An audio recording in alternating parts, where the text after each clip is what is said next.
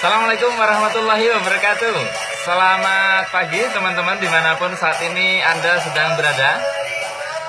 Jumpa lagi dengan saya Arif RH dalam rekaman video iseng ya.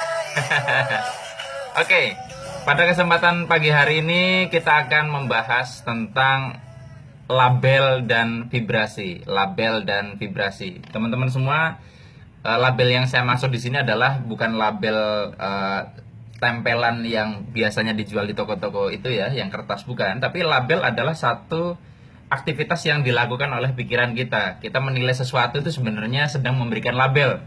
Misalkan kita memberikan label si A itu orangnya pendengki, si B orangnya jujur dan sebagainya, itu adalah label. Nah, dalam mengubah kehidupan, mengubah orang lain, mengubah orang terdekat, mengubah segala sesuatu dalam realitas, tentunya kita butuh melakukan tindakan-tindakan, itu jelas. Jadi ketika saya berbicara soal vibrasi, selalu ada tindakan, tetapi saya tidak membahasnya karena terlalu luas nanti ya. Jadi wilayah saya hanya membahas yang vibrasi. Nah, jadi dalam mengubah sesuatu, kita juga perlu mengubah vibrasi kita.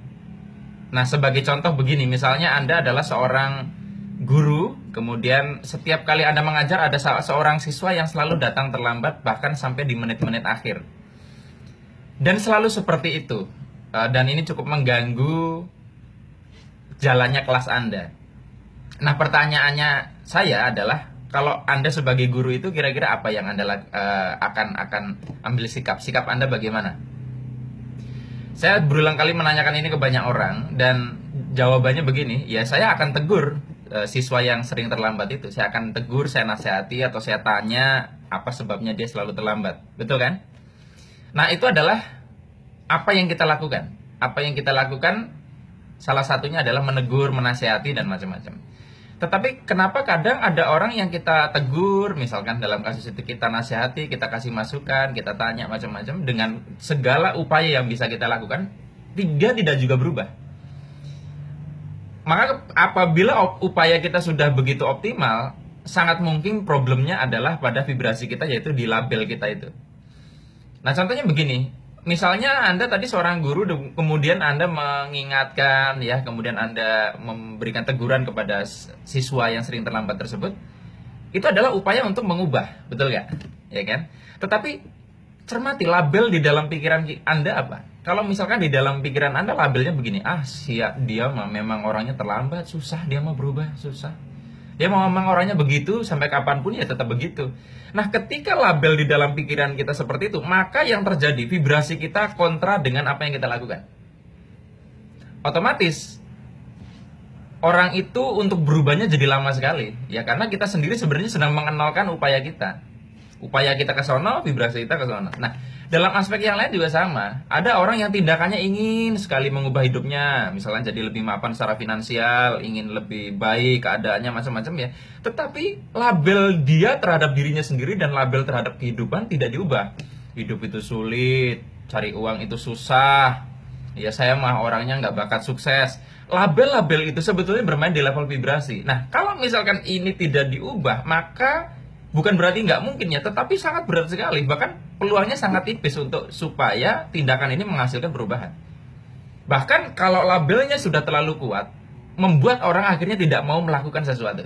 Misalkan Anda jadi guru tadi, dia orangnya kayak gitu, sudah akhirnya tidak melakukan apa-apa. Jadi label itu bermain juga di level vibrasi.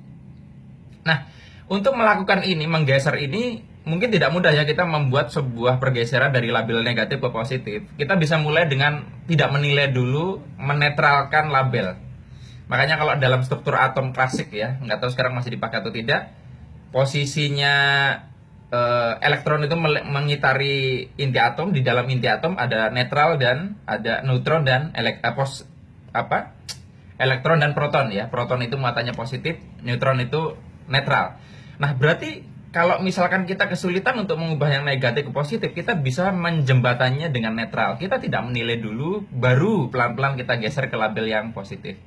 Nah, semua ritual peribadatan, zikir, meditasi, apalagi sholat, apapun itu sebetulnya melatih untuk kita netral.